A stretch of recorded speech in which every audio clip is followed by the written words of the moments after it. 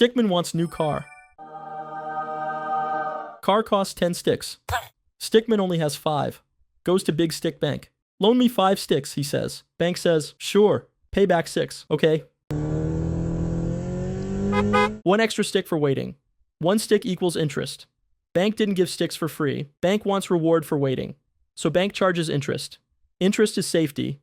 Interest is payment. Bank feels better with interest. More interest equals more pain. Less interest equals less pain. Stickman likes less pain. Why interest exists? No one shares sticks for free. Time costs sticks. Waiting costs sticks. Risk costs sticks. If Stickman borrows 100 sticks, bank takes big risk.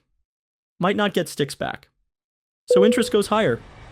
Big risk equals big interest. Low risk, less interest. Stickman with good credit pays less interest. Stickman with bad habits pays more. Much more. Who sets interest? Stickman thinks banks choose, but there's a big stick boss. Name, central bank. They control the stick flow. More sticks, less value. Less sticks, more value. Central bank sets base interest, called policy rate. Banks follow it.